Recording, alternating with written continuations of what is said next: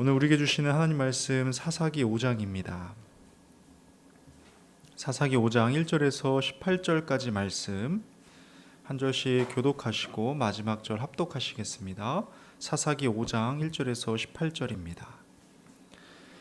이날에 드보라와 아비노함의 아들 바락이 노래하여 이르되 이스라엘의 용술자들이 용술하였고 백성이 즐거이 헌신하였으니 여호와를 찬송하라. 너희 왕들아 들으라, 통치자들아 귀를 기울이라. 나곧 내가 여호와를 노래할 것이요 이스라엘의 하나님 여호와를 찬송하리로다. 여호와여, 주께서 세일에서부터 나오시고 에돔 들에서부터 진행하실 때에 땅이 진동하고 하늘이 물을 내리고 구름도 물을 내렸나이다. 산들이 여호와 앞에서 진동하니 저 신의 산도 이스라엘의 하나님 여호와 앞에서 진동하였도다. 이날 아나스의 아들 삼갈의 날에 또는 야엘의 날에는 대로가 비었고 길의 행인들은 오슬길로 다녔도다. 이스라엘에는 마을 사람들이 그쳤으니 나 드보라가 일어나 이스라엘의 어머니가 되기까지 그쳤도다.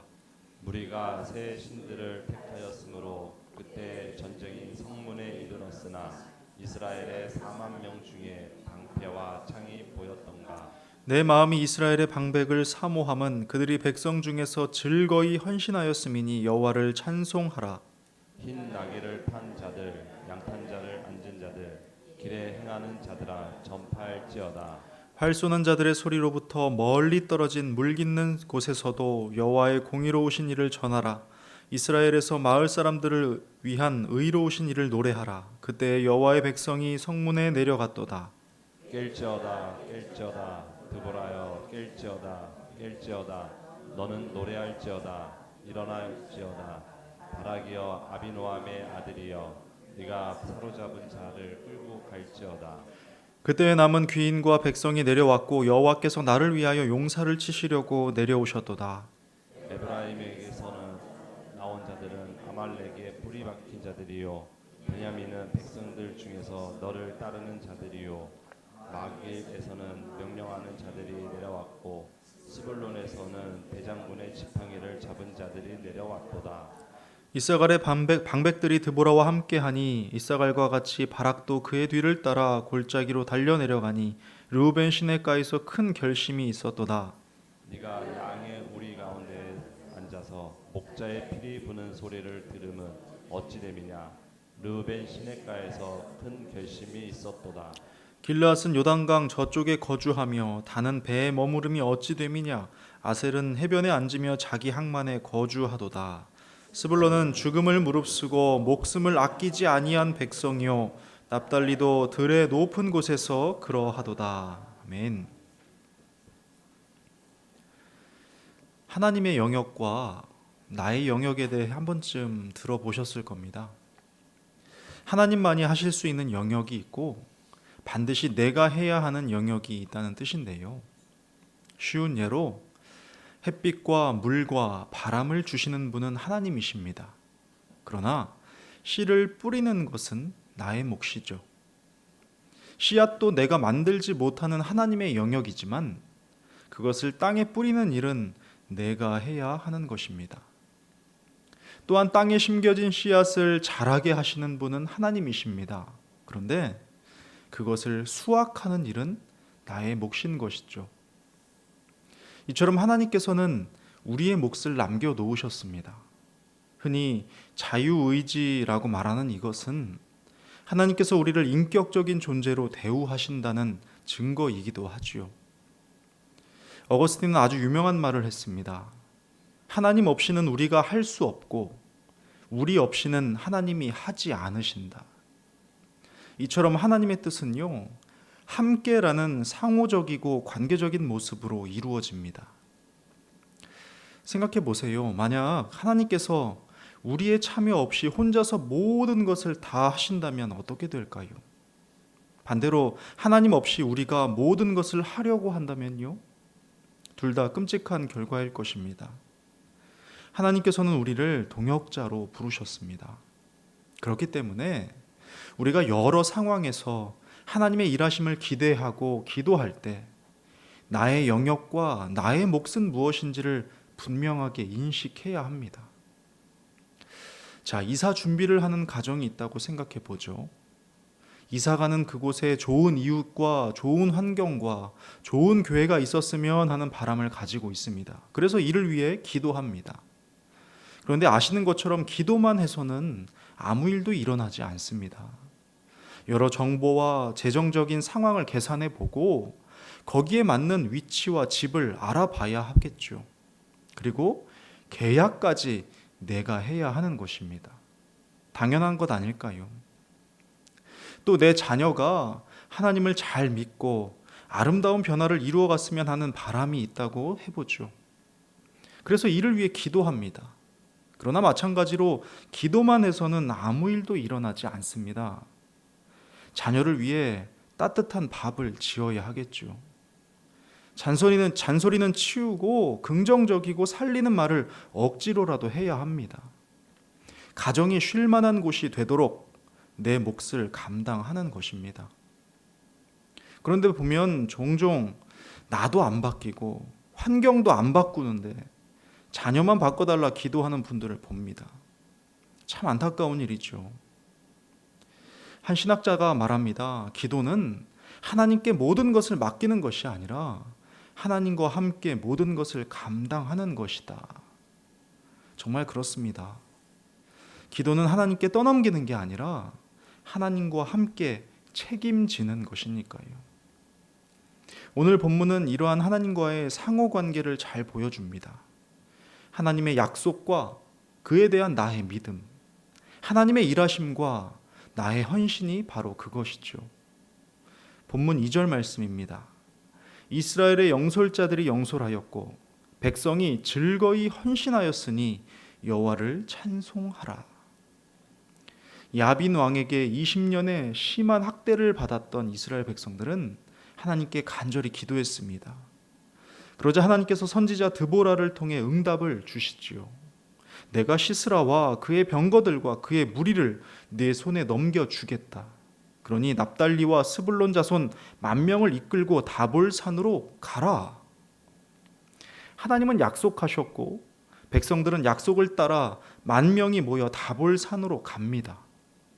실제 전쟁에서 하나님께서는 시스라의 군대를 혼란에 빠지게 하셨고요. 백성들은 철병거 900대를 향해 돌진했습니다. 이 상호 관계가 보이시나요? 그렇습니다. 하나님의 일하심과 우리의 헌신은 늘 함께 가는 것입니다. 마치 한 사람이 높은 음을 다른 사람이 낮은 음을 내어 하모니를 만들어내는 것처럼 하나님과 우리의 동역도 그런 것입니다. 본래 백성들의 처지는 참담했었죠. 8절에 그 모습이 잘 기록되어 있는데요. 무리가 새 신들을 택하였으므로 그때의 전쟁이 성문에 이르렀으나 이스라엘의 40,000명 중에 방패와 창이 보였던가? 우상을 섬기다가 끊임없는 전쟁과 약탈에 노출된 삶이었습니다. 못 먹어서 비실비실한 데다가 40,000명 중에 방패와 창 하나 가지지 못했던 오합지졸이었습니다.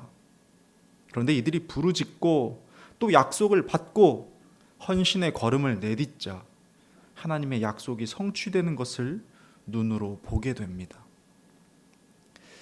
하지만 모든 백성이 이 성취를 보지는 못했습니다. 오직 나의 몫에 헌신한 백성만이 이 영광을 맛보았죠. 본문 14절을 쉬운 번역으로 한번 읽어드리겠습니다. 에브라임 지파 사람들이 계곡으로 뛰어내려가고 그 뒤를 따라 나서는 이들은 베냐민 지파 마길에서 군사령관들이 내려왔고 스불론에서 지휘봉을 거머쥔 이들이 내려왔네 라고 말합니다. 여기에 더하여서 15절에서는요, 이사갈 자손도 바락을 따라 골짜기로 달려 내려갔다고 기록을 하고 있습니다. 에브라임과 베냐민과 마길과 스불론과 이사갈 지파가 믿음으로 자기 몫을 감당하고 있었던 것입니다. 마길은 요단 서편에 거주하던 므낫세 반지파를 말합니다. 자, 이들이 헌신한 결과가 무엇이었습니까? 승리의 영광에 참여하게 되었죠. 하나님의 놀라운 역사를 직접 목격하고 체험하게 된 것입니다. 그리고 영원히 기억될 찬양시에 이들의 이름이 새겨지게 되었습니다.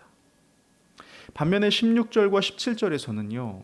요단 동편에 거주하는 지파들을 향해서 말씀하십니다. 이것도 쉬운 번역입니다.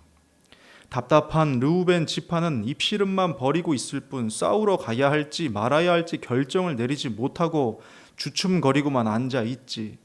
길르앗 지파는 요단강 건너편에서 건너올 생각조차 못하고 단지파 사람들은 남의 나라 배나 타고 다니며 장사나 하고 있지. 아셀 지파는 해안가에 자리 잡고 눌러 앉아 움직일 생각일랑 아예 뒷전으로 밀어두고 있을 뿐이라 합니다. 무슨 말인가요? 이들은 하나님의 계획이 어떠하든 중요하지 않았을 뿐더러 학대받는 민족의 괴로움조차 큰 의미로 다가오지 않았습니다. 이들은 요단 동편에 거주한다는 지리적인 핑계를 대며 자기 살 길을 찾아 어떠한 손해도 감수하려고 하지 않았습니다. 내 몫의 헌신을 내팽개 쳤던 것이죠. 결국 이들에게 돌아온 것은 무엇일까요? 책망과 수치의 기록입니다. 더불어 하나님의 약속의 성취와 영광스러운 승리 또한 맛보지 못했습니다. 이것이 바로 개인주의와 이기주의와 내 몫의 헌신을 외면한 신앙인의 최후인 것입니다. 오늘 우리는 하나님의 영역과 나의 영역이 분명하게 존재함을 알았습니다. 하나님께서는 그분의 뜻을 이루시되 우리와 함께 이루고자 하십니다. 그렇기에 반드시 내 몫의 헌신이 존재하며 이 헌신은 단순한 희생이 아니라 영광이 된다는 것을 똑똑히 보았습니다. 그러나 많은 이들이요, 하나님의 사역에 동참하는 것을 하찮게 여기는 것 같습니다. 그래서 하나님의 부르심에, 맡기심에, 기대하심에 등을 돌려버리고 맙니다.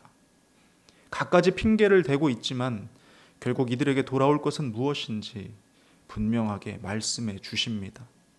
사랑하는 여러분, 드보라의 노래는 단순한 승리의 찬양이 아닙니다.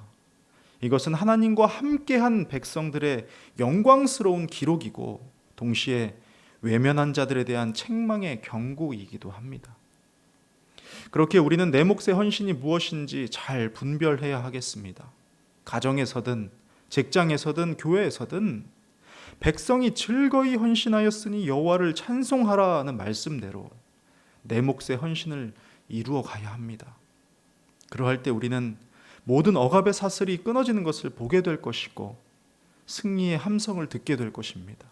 그리고 무엇보다 하나님께서 이루시는 놀라운 역사에 동참하는 영광을 누리게 되는 것이죠.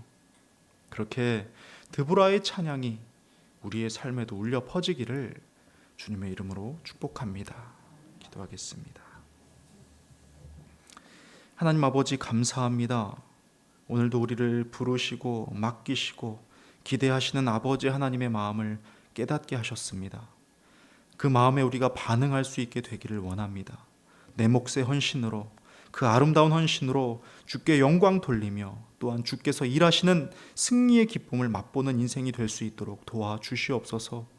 우리를 세우신 곳곳마다 우리의 내 몫의 헌신을 통하여 아름다운 열매 맺히는 것을 보게 되기 원합니다. 주여, 우리 모두에게 지혜를 주셔서 무엇을 이루어 나가야 할지 분명히 깨닫게 하여 주시옵소서. 감사드리며 예수님의 이름으로 기도드립니다. 아멘.